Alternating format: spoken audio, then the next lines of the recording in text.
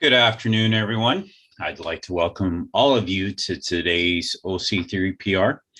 We're going to discuss a very important issue today that I know is affecting many of our friends and colleagues, that I am confident that this webinar will be of particular value to all of our listeners, regardless of your background or role in caring for acutely ill patients.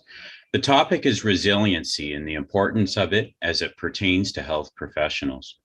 Critical Care Services Ontario is happy to bring today's webinar to all of you as part of Ontario Critical Care Clinical Practice Rounds, or OC3PR.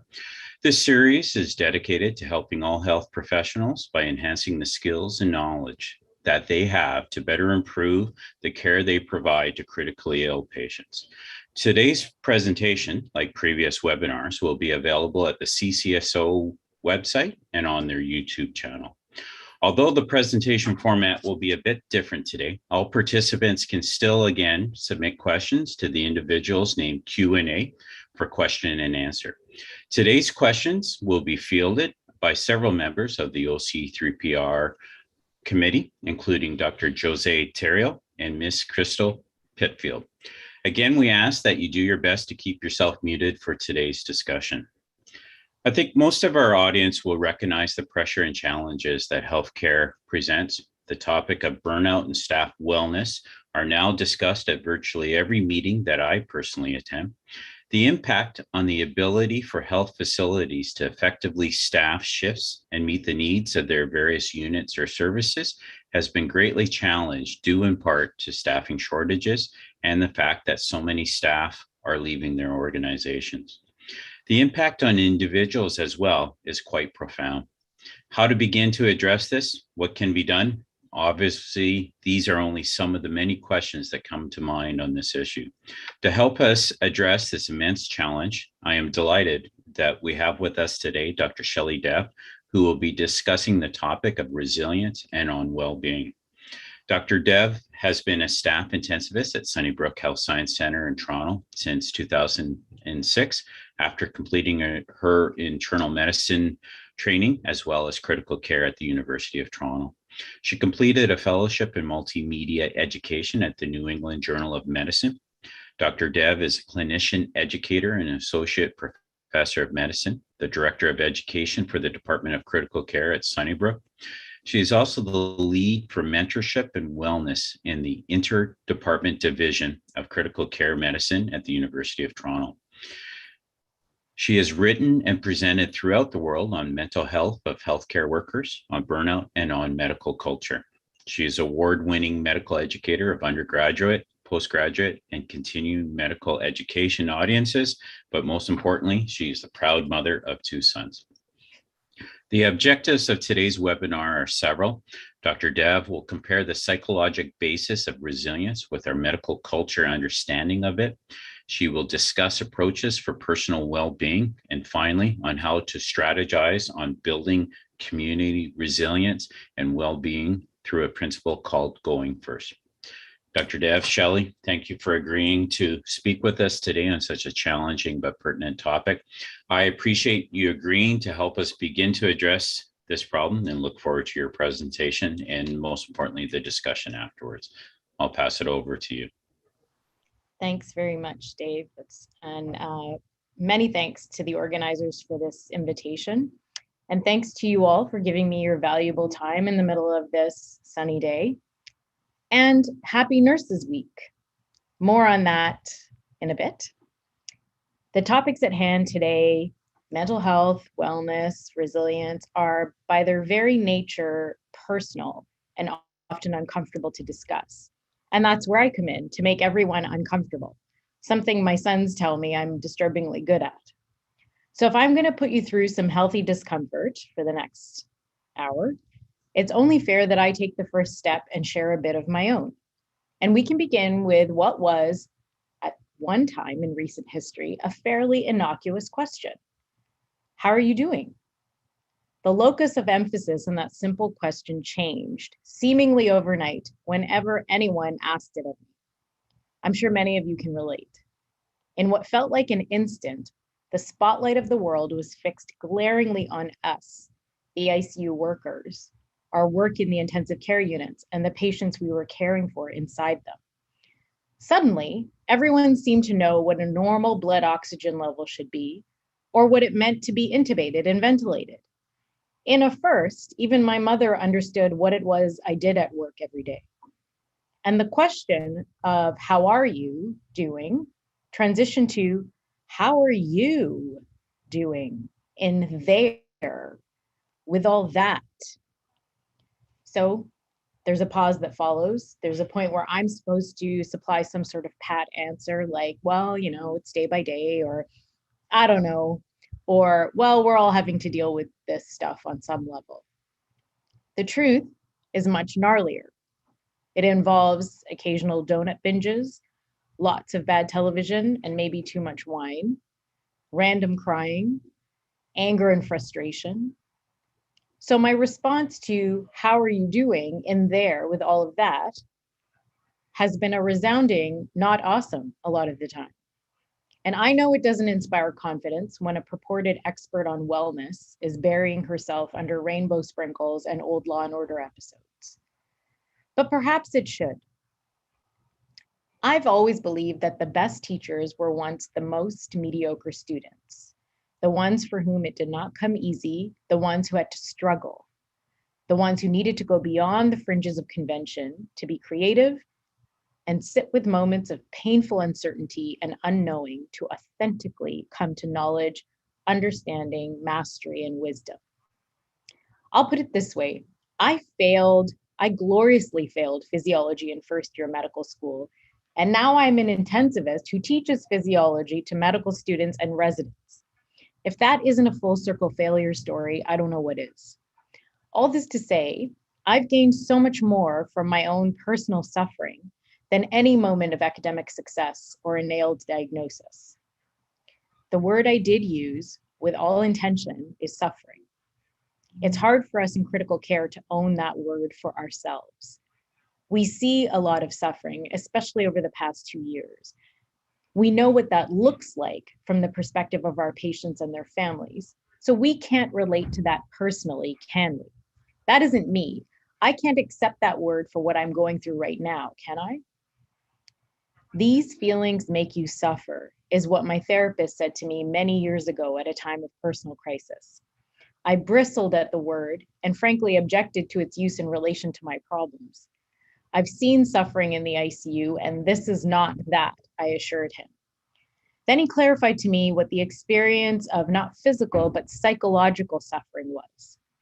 The feeling of prolonged emotional or psychological distress in the wake of an unexpected or unwanted outcome, like the death of someone you love, or the end of a relationship, or living through a pandemic for more than 2 years, not only as care providers, but just plain human beings. Probably the most useful insights on the experience of suffering I've ever read came from psychiatrist and Holocaust survivor Viktor Frankel in his book, Man's Search for Meaning. In it, he says, we find meaning in our lives in 3 ways: through our work and the purpose it gives us, through love, which we often demonstrate by doing things for other people, and through suffering, which he says is part of the human experience. It's how we respond to our suffering, what we learn from it, that adds meaning to our lives. This idea that we evolve most significantly through difficult times is an ancient one. The wound is the place where light enters you. Those are the words from 13th century Persian poet Rumi.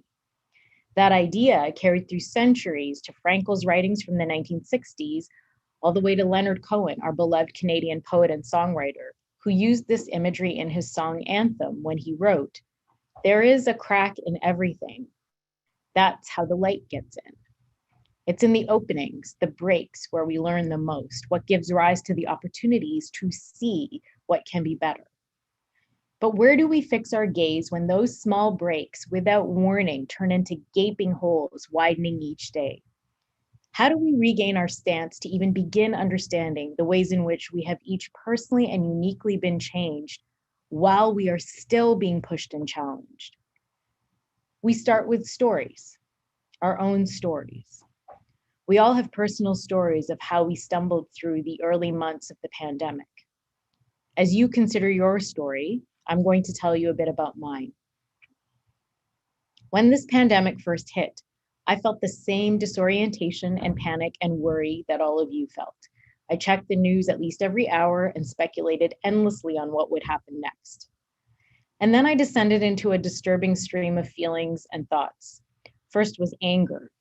It took very little to really make me mad, and I was losing my temper with everyone, especially my kids. At some point, the anger turned into hopelessness. What is the point to anything? We don't even know what next week is going to look like, so why would I look ahead and hope for anything? And then came deep shame. That was the hardest. What kind of person am I? What do I actually have to be mad about? Don't I have everything that I need? How can I be so ungrateful when so many others are dealing with so much more, like getting sick and losing family members and losing jobs?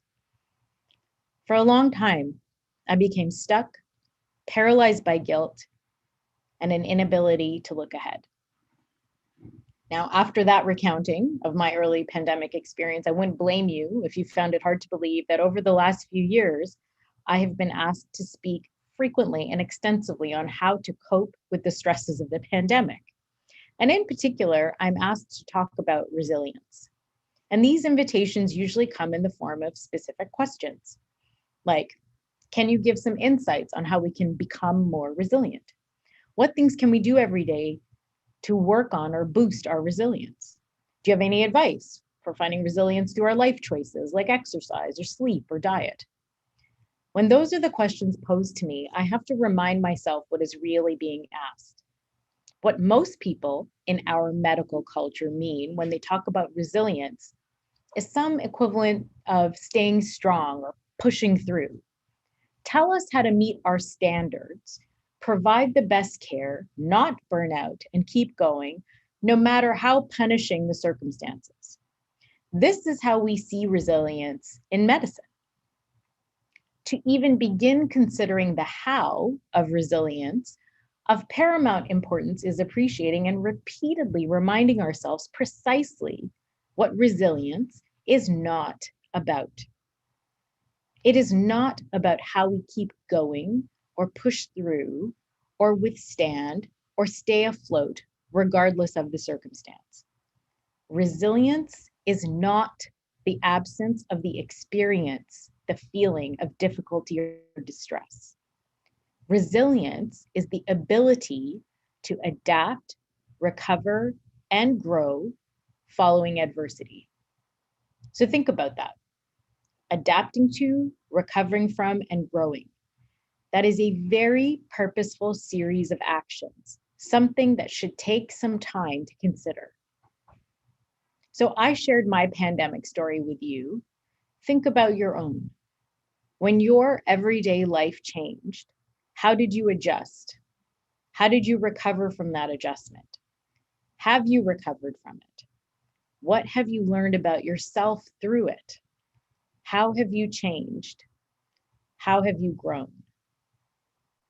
When we see resilience as a transformational process, as a growing from, rather than just getting through, it's crucial that we recognize what we need in our lives and what we need to be doing to facilitate that process. So on that note, I am now going to ask you all to do something for me. If you have a paper and a pencil, please get it in hand. I'm sure you have your phones. And when you have your phones on, go to your list function where you can create a list, because I'm going to ask you all to create a list for me. What we're going to do is we're going to take a minute. So get your lists ready. I'm going to give you a few seconds here. And what we're going to do right now, live, for 1 minute is, when I say go, I want you to write down all the things in your life that are really upsetting you right now. Go. I've started my timer. All of the bad things, the people, the places, the things that are just driving you up a wall right now?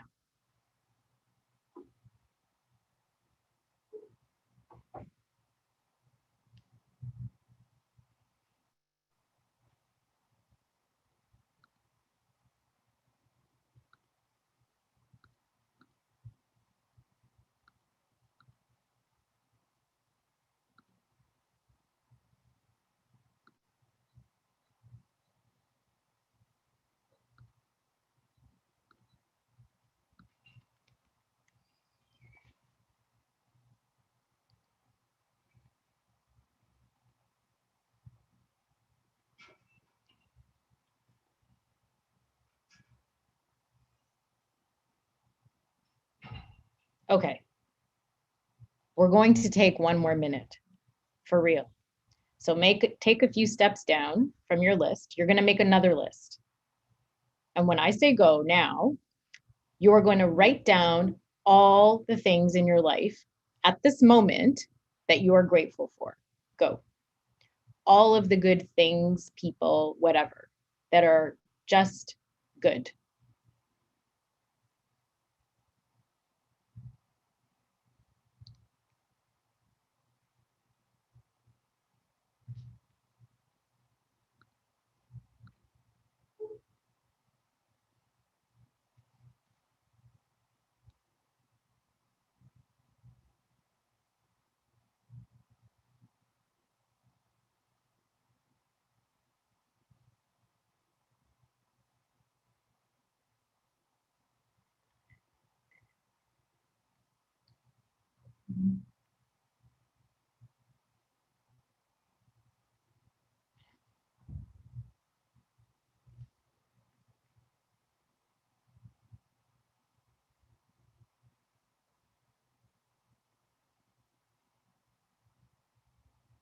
Okay.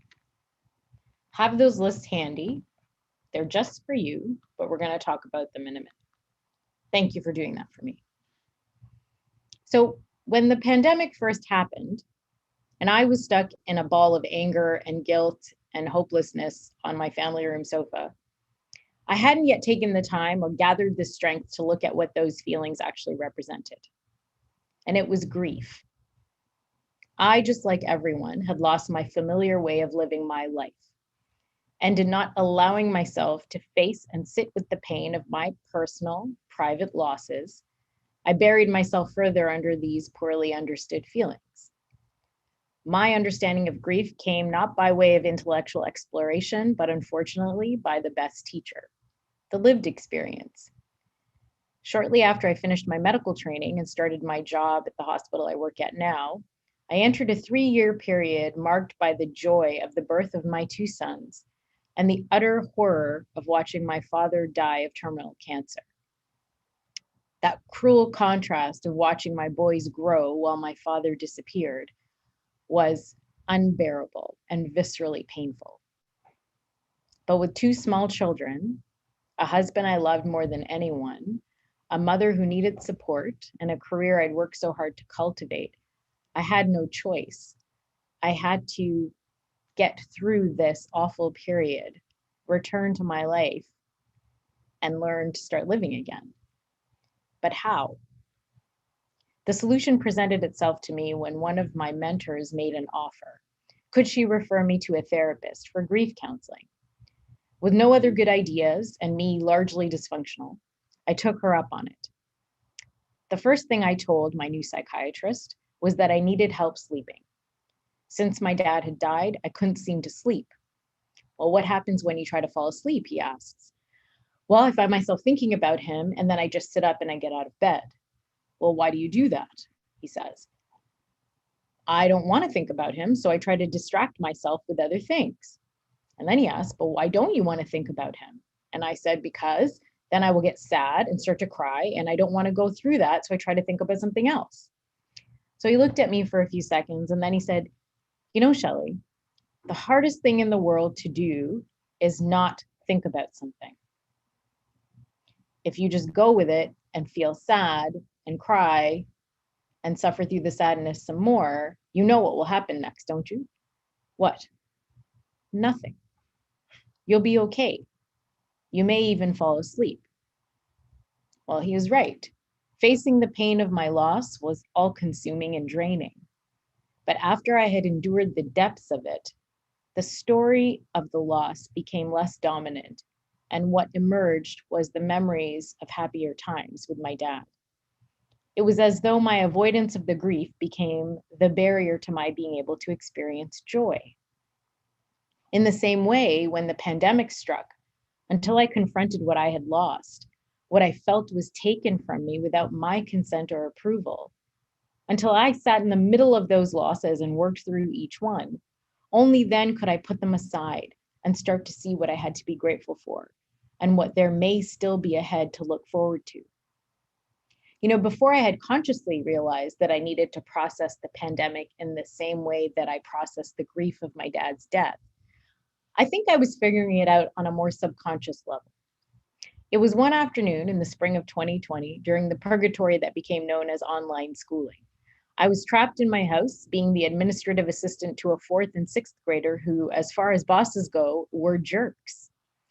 I could not leave the prison that was the hallway between their 2 bedrooms for one moment before one of them stuck a head out of the doorway, yelling at me to help print something or scan something else.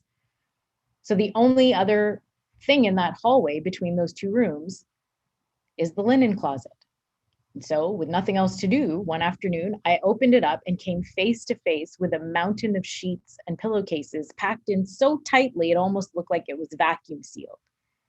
How on earth does a family of 4 end up with 3,000 incomplete sets of bed linens? What kind of insanity is this? And in this moment of anger and frustration, I pulled everything out. I pulled all of it out and surrounded myself with this mess of sheets and pillowcases. My husband came home and saw me in the middle of this and said, "This does not look healthy." And I told him to just keep walking because I needed to just sit in it. And I just was so overwhelmed by all of this and was so frustrated. And then I look back in the closet and I see this plastic bag buried at the very back of the closet, would not have been visible before. Now everything was out. And I look in this plastic bag and inside are 2 hand knit blankets. And they're blankets that my mother knit for my sons for each of them when they were born. Blankets I was convinced I had carelessly thrown away. And I saw them and I said, "Oh, that's so good." And I was so happy that I uncovered these blankets. What am I trying to say? Mindfulness asks us to be present in the moment that we're in and look around at everything that is true in that moment, the good and the bad. That's those 2-minute lists, an exercise I've come back to often in the last 2 years. Particularly in times of great distress and despair, I forced myself to pause and consider what isn't so great and what still is good. And never more have I believed what I've long felt to be true about the duality of life in medicine, that it is always reliably 2 things at the same time, difficult and amazing. In the more difficult times, we just have to pay more attention and be more vigilant about finding the amazing.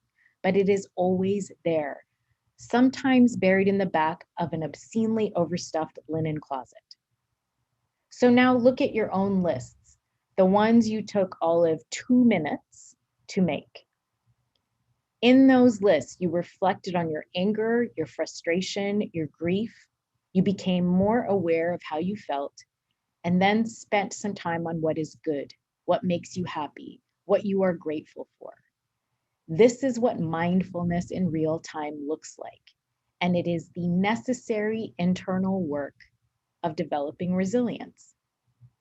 When I made the decision to, just like I made you do, write down all the things that were upsetting me while I sat in my pandemic paralysis on my family room sofa, I just wrote and wrote and wrote. I wanted it out of my head, and it flowed with such a vigor, like a weary dam breaking down under the force of a body of water. And there it was on the screen of my laptop, out of my head, no more energy in trying to keep away from it. It was there. And as it had when my dad died, the better things started to come into my mind. I started writing down all the things that I enjoyed, that I could still do, and all the things I needed to make sure I still did, because as my lists remind me, it is those things that brought me stability and joy. Just writing it all down made me happy, as though I gained access to thoughts and memories I couldn't reach when I was held back by all those heavier feelings. I reminded myself that yes, there are still good things I can be grateful for. Part of the barrier that has kept us as critical care workers from acknowledging our own personal sense of loss through the pandemic has certainly been guilt.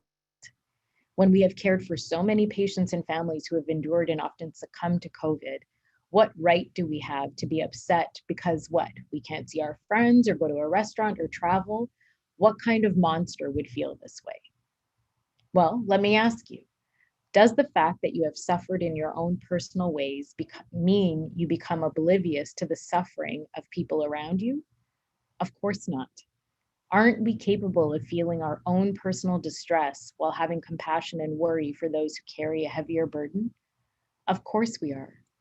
The most useless and unnecessary torment we put ourselves through is comparing hardships and our entitlements to feel them.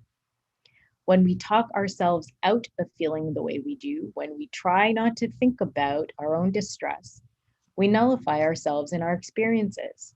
And then we don't examine the reasons behind those feelings, the meaning they carry, the lessons they provide us to move forward. We miss opportunities to understand ourselves, to evolve, to be better. To leave your difficult moments unexamined is the exact opposite of resilience. It's what gives rise to the popular alternative, coping. We all know what coping looks like at work. It's when we get mad and hurt each other's feelings, or make horrific jokes about patients or other services or painful things, or maybe withdraw completely, because we've agreed that to cope in these ways as medical workers is more culturally appropriate than it is to be truthful about our own personal suffering and how that suffering impacts the work that we do.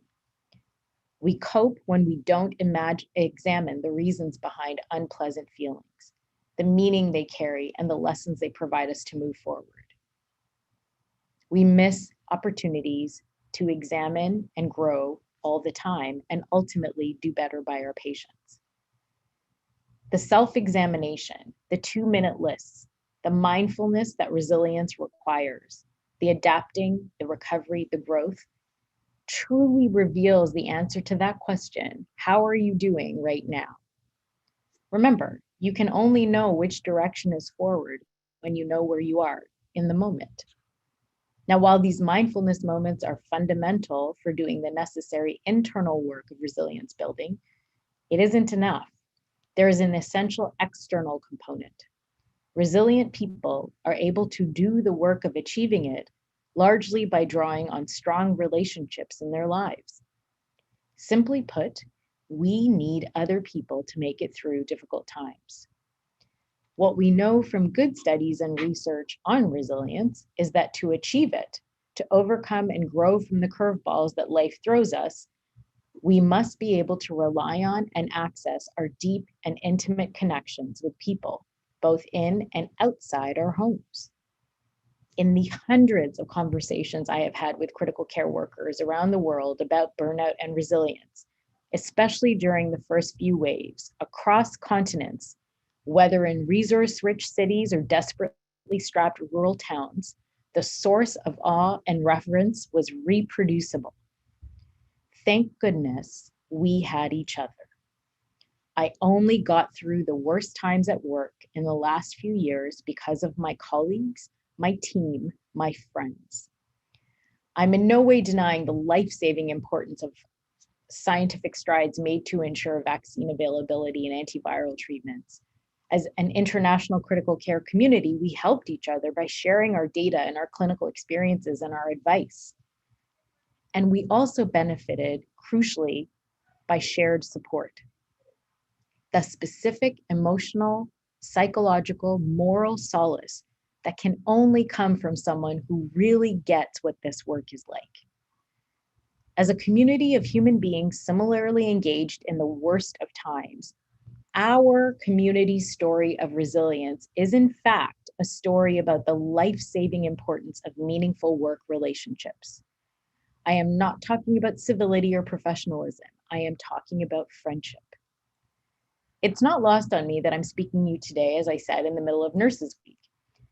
It's poignant for me because I often remark on the ways in which I was raised, trained, and embraced by my nursing colleagues throughout my career, and how that was foundational to my thriving in the workplace. I don't just know the nurses I work with, I know about them, and they know about me too.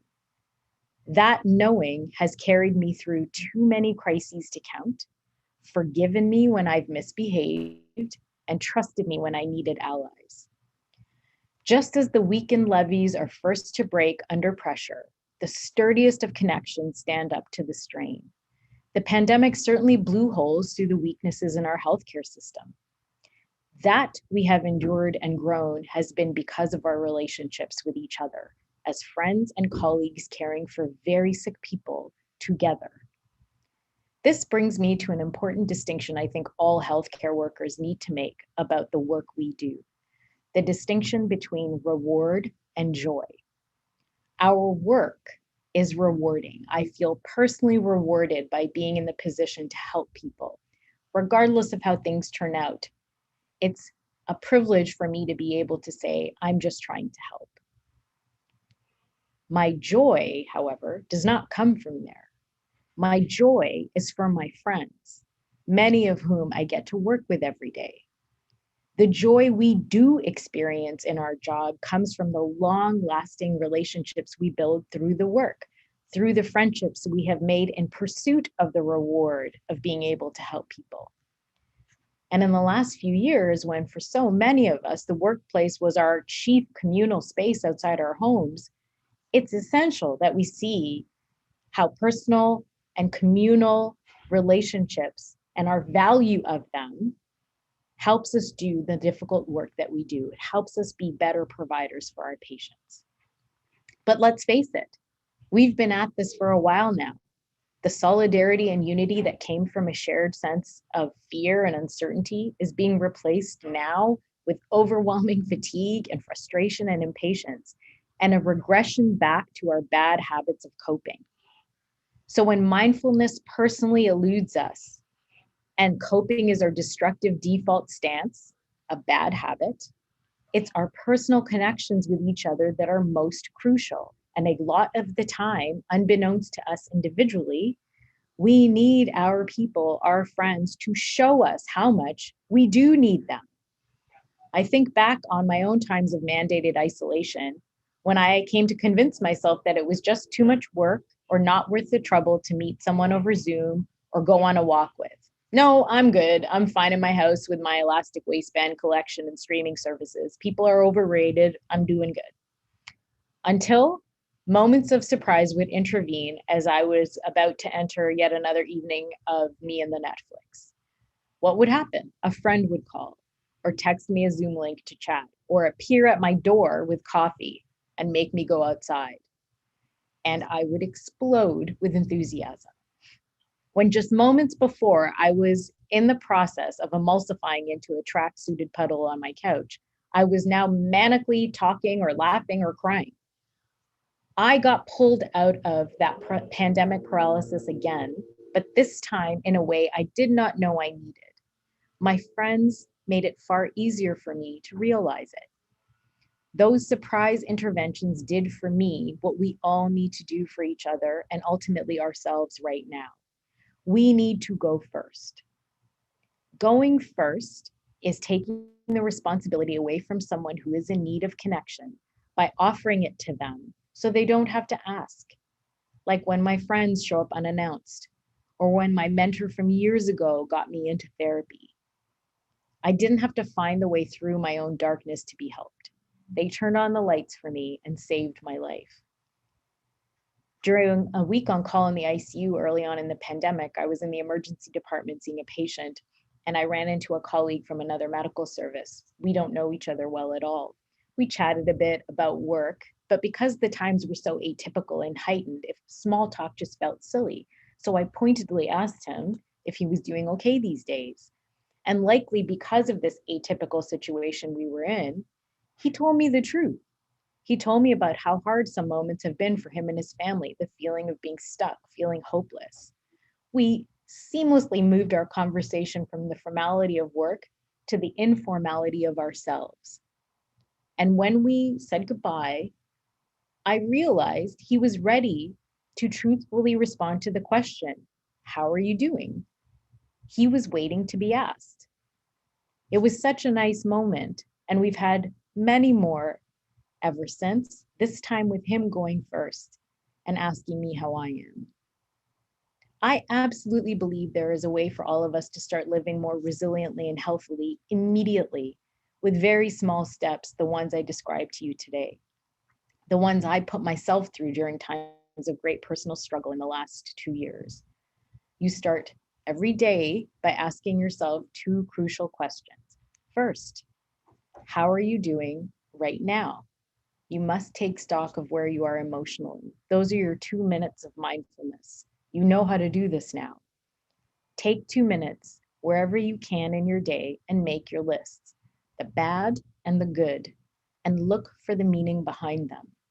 What are they telling you about what is and isn't important to you? What do you need more of to feel better?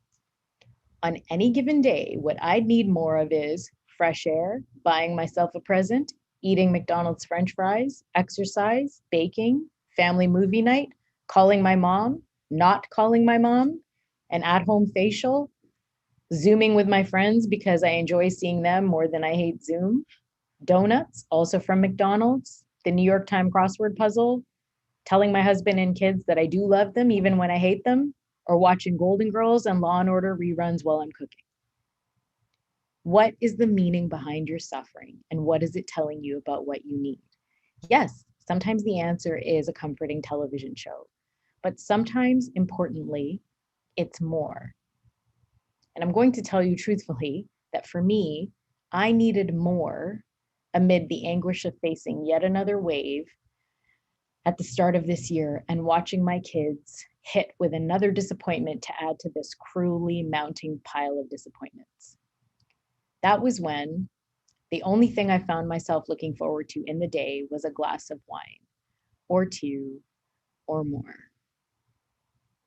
So how does the biblical adage go? There, but for the grace of God, go I. Now, I'm not a spiritual person, admittedly, but I do very much believe in the frailty of the human condition.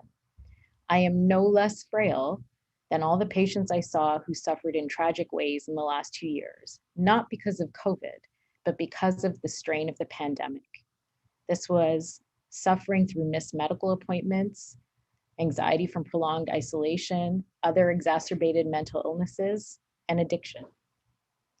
When I accepted my human frailty, when I made that truth more pressing than shame or self-consciousness or judgment of my vulnerability, I finally dialed the phone number I had last used 5 years ago and made an appointment to see my therapist.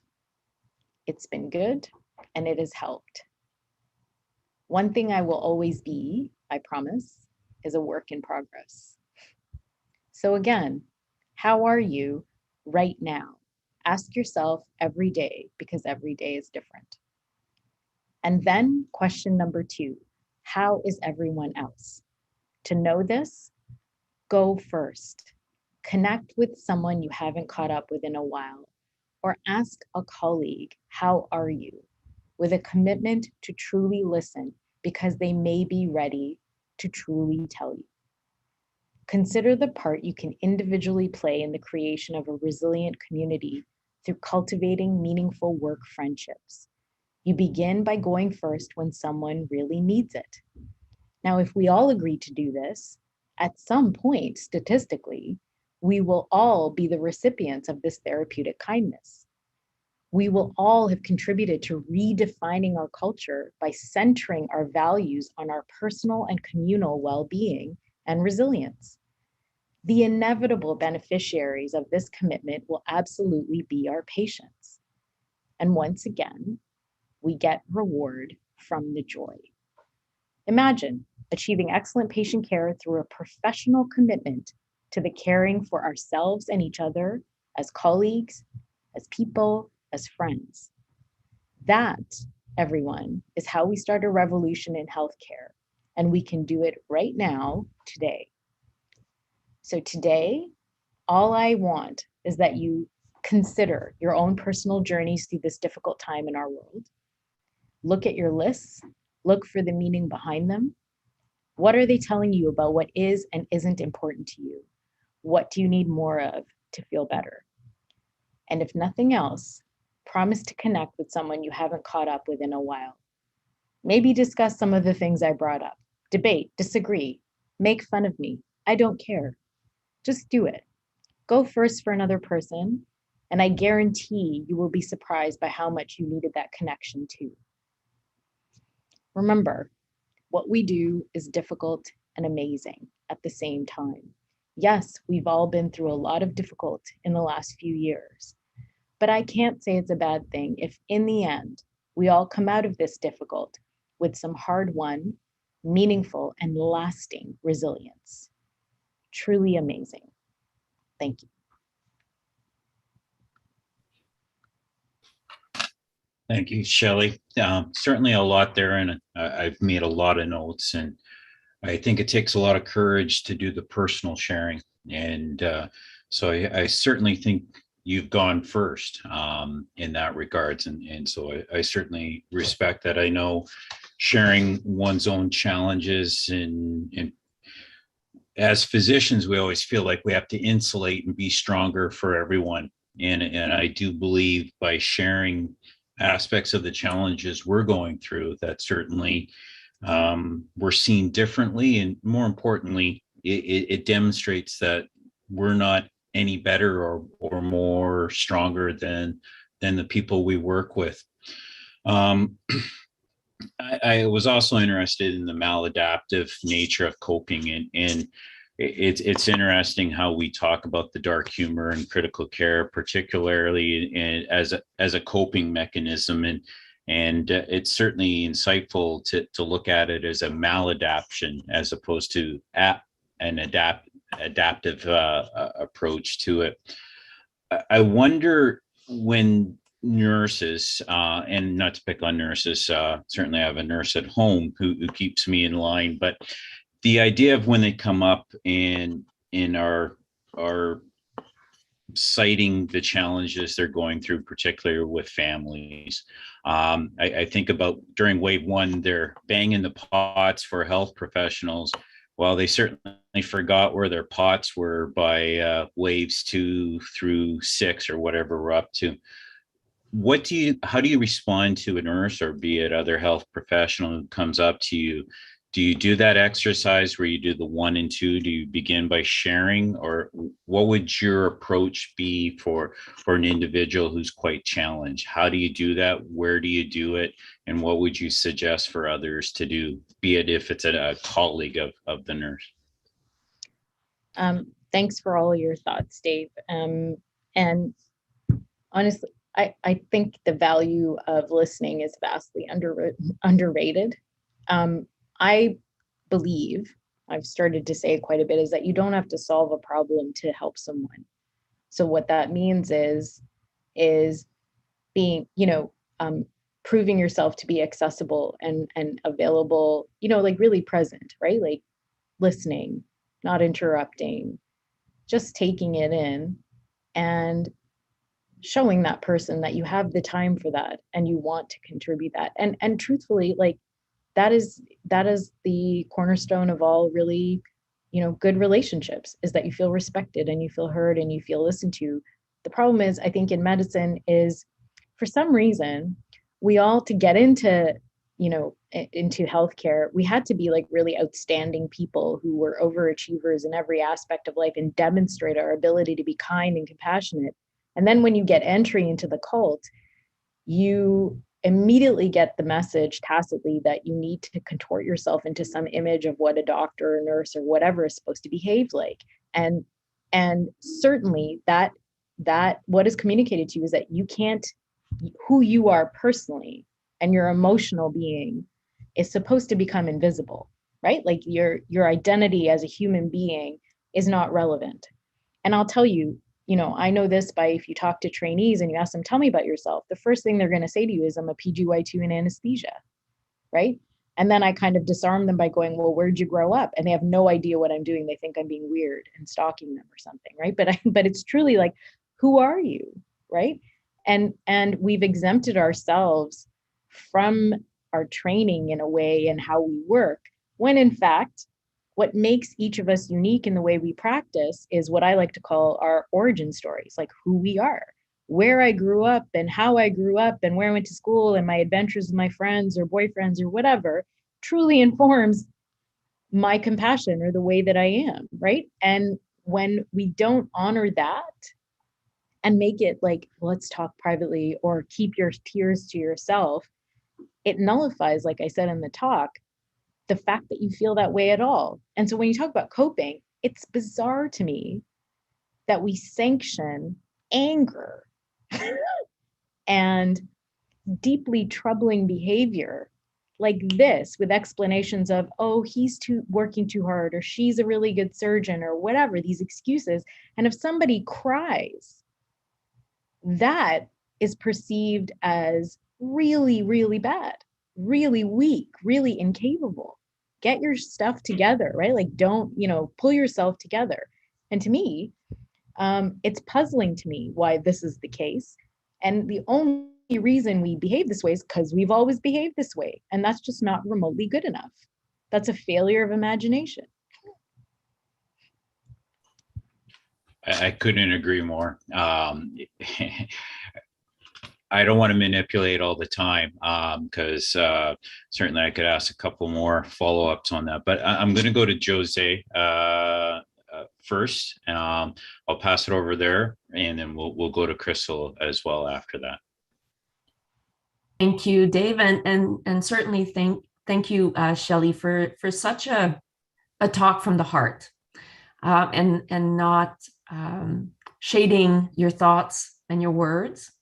And, having been in this profession for over 20 years as an intensivist, I could be considered someone of the old culture. And I think I am still stuck in a certain way. And those words are resonating because it is true. We're not supposed to cry. We're not supposed to show emotion. We're not supposed to be weak. And I'm curious to know, because I'm kind of straddling this group where we're starting to see, the older physician or the ones that are starting to move towards more retirement and the new ones that are coming in. And I'm curious to know what has been your experience of this, like, go first in the different generations of physician, because I'd be curious to know, because I think I'm still stuck in that. I cannot be angry. I cannot do this. I cannot do that. I cannot cry. I cannot be weak. I cannot show my emotion. I cannot ask for a day off. I cannot, because we can't do that. The only time you don't come to work is because you've been admitted to a hospital and you're sick. That's basically, or your family member died, Yes. So I'm interested. Thank you. Thank you, Josée. I love this question. I will say there are, to use the term intersectionality, there's a lot of reasons why some of us keep it in relating to gender, race, or, other marginalization, right? So there's layers to that. However, I am of the same generation, of the same time of that training. Okay, this is absolutely no word of a lie. When I first started talking about these things, like 5 years ago or so, I always tend to lead with my own experience, and that's where my perspective is from, my lens is from. And in my talks, I often talk about how I've been in therapy, I have an anxiety disorder, I take medication for it, thank God it works, and all those things, right? No word of a lie. I am always approached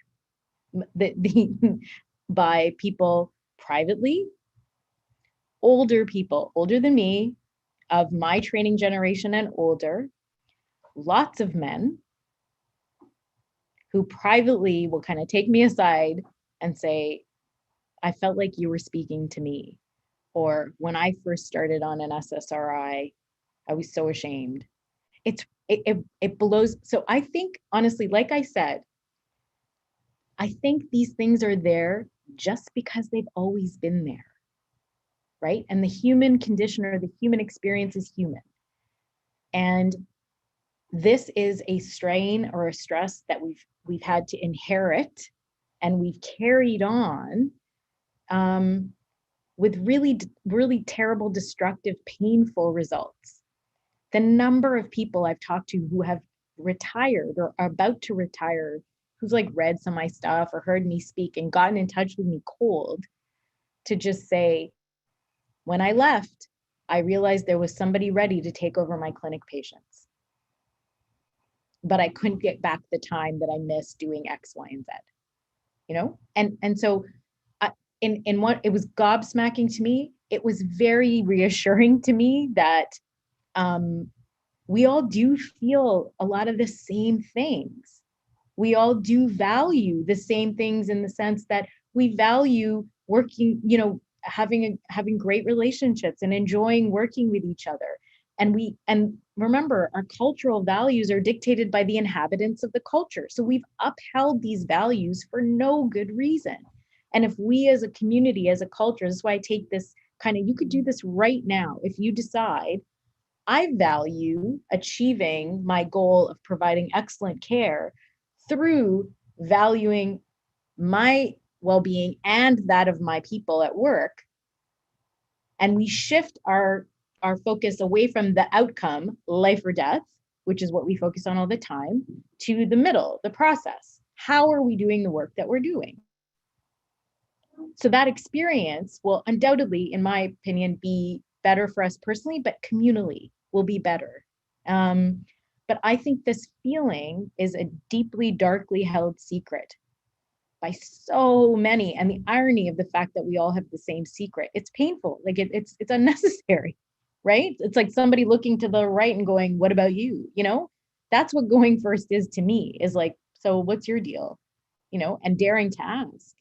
But you know, that's been the most surprising to me, because I wanted to believe, this is, you know, dinosaur mentality, but we are all human. Thank you. And I certainly hope I'm not a dinosaur yet. We're not. You're not. The fact that you're even thinking about this, you're fine. But I so do agree. It's just been so part of the culture. It is. I will say just about this going first thing, because sometimes it's like, how am I going to talk to this person? I have this other saying, which is, there are a lot more bad days than there are bad people. Mm. And if every act of misbehavior, of my own included, was because I was a jerk or someone's a jerk, we'd have an epidemic and pandemic of jerks.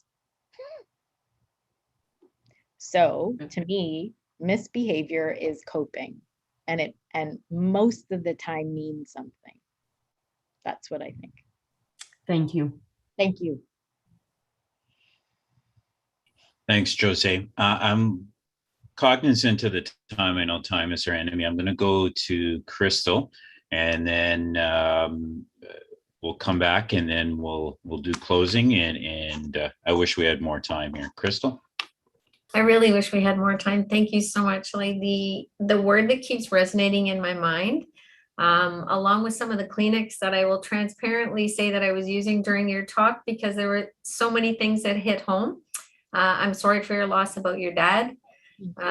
Is how do you, first let me comment on a couple of things. The authenticity, I just can't say enough about. The statement on resilience and, you know, the adapt, recover, and grow hit home for me. How do you find time to recharge for yourself? How do you find that time to make sure that you have the energy in your well and in your being without feeling like you're not doing enough? Right. You know, this is, like I said, the disclaimer, I'm a work in progress, right? And unfortunately, like most of you, I realize it when I'm really not okay, you know, and really exhausted and not being nice. And, there's a lot of reframing that I think takes place. Like, that's the reflective part of like, okay, how am I appreciating this? And you know how we often do stuff that we sheepishly do?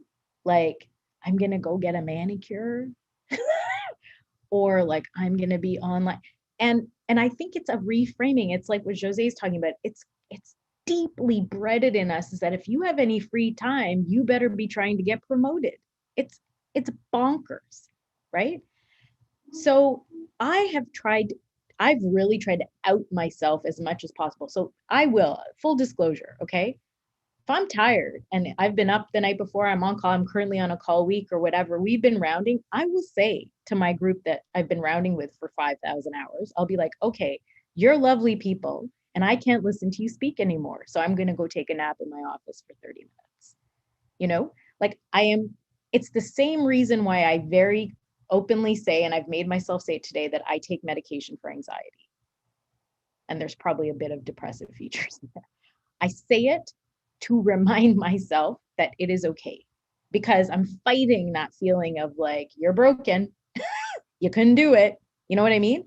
So it is reprogramming myself. So when somebody comes to my office and I'm online shopping, I am not going to bring up the JAMA website to show that I'm reading JAMA. Like baby steps, right? It's when we stop labeling those things as guilty pleasures, but rather things that make me feel like me, right? And we say it. What you're doing is not only kind of destigmatizing yourself, you are making it totally normal. That's huge. That is huge. Like, I've been known to say I'm 5 minutes late because I cannot come to work without mascara. I won't do it. Thank you. Thank you. That's awesome. Thank you for bringing joy to us today. Oh, you're so welcome. I've been known to talk about my mascara too. So, no, all serious. I'm going to remind everyone, if they can do a chance to fill out the survey, if I can indulge you with one last question that you kind of, tweaked for me there.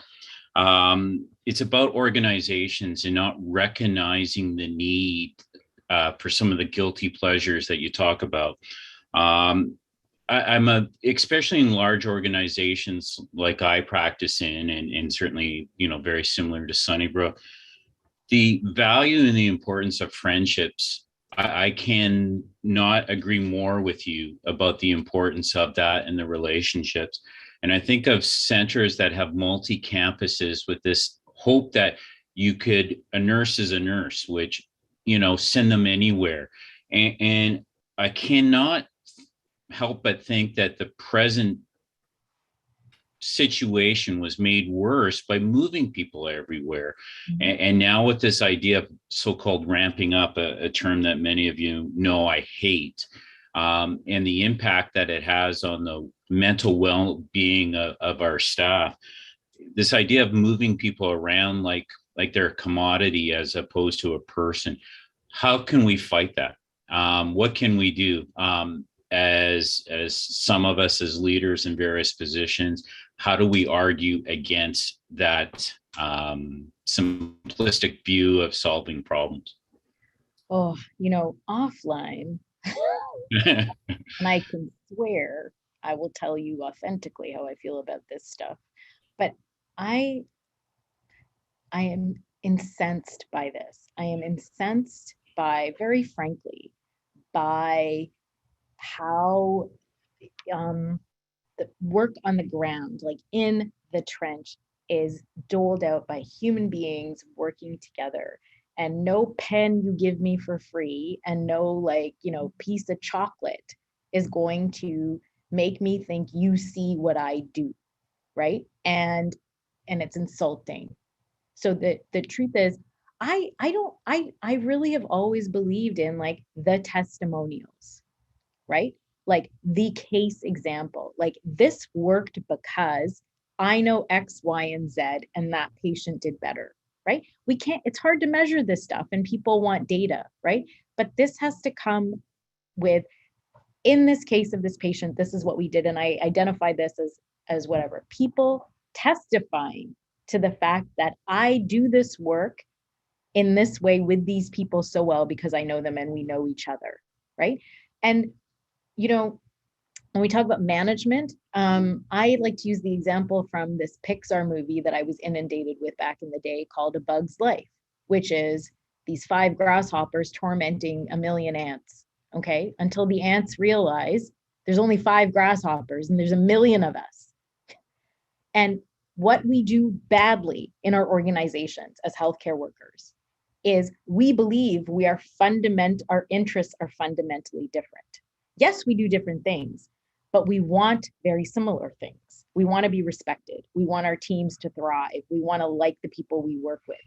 But what maintains the status quo, how the power structure stays the way it is if we don't talk to each other. And we believe that there is a fundamental difference between general surgery and anesthesia and OB and whatever, and we silo off and we never come together like a whole colony. And, you know, there's a playoff, there's a pivot. I absolutely believe that if we all decided we kind of want the same things in values, that's a lot of people saying the same thing. And I do genuinely believe this happens conversation at a time. Like one revolution happens a conversation at a time. The personal sharing of the experience matters, and the belief that you value the same thing come together across the silos. Like, how powerful would that be? I don't understand why that can't happen. I think it's an imagined separateness. But we all work and do the work, and that's what we share. And we want to do it in a way that's healthy, that doesn't damage our personal lives, that we show up and are delighted to work with the people we work with. That's what we all want. So it doesn't matter to me if you do it in an OR or in an ICU or in a clinic. It's the same thing. So a bit pragmatic. I know it's not a to-do list, but that's my take. Inspiration for us ants to fight Hopper. I guess we have kids of similar age. We all know about Flick. And a Kids in the Hall reference, a good way of ending on a Canadian note, one of the actors from that. So with that, I just want to again say thank you, Shelly, for such a personal and reflections on an incredibly important topic. I'm going to go to Bernard for final comments. And again, on behalf of the CCSO staff, thank you so much for allowing us to present such an important issue. Bernard? Thanks, Dave. Really, just again, thank you. As everybody has been saying, this has been very, you know, the times when you're going through something and you just need someone to tell you that it's okay and you're normal. And I felt you did that for all of us today. And I think many of us we've just so relatable to your stories and to your past, like your journey through this. And, you know, many of us maybe would have gotten into the linen closet and stayed there as opposed to emptying it out. Because some days are just like that. And you just think, I just want to break from it all. But I think you've offered really tangible, practical pieces of advice. And I think that's where the real pearl is in terms of just being able to take those moments and make those contrasts between what's really awful and what's really good, and you know, being able to reach out with people. Thank you. Just an amazing, great talk, and thanks for the work you do in this. And thanks for joining us on our CCSO OC3PR. And I'm sure this will have a number of more than several hundreds of hits on YouTube. Because I think there's people, when they hear about how good this was, people will want to come and see it. Thank you. Thank you all for allowing me this space and time. I really do appreciate it. Right. Thanks, everybody.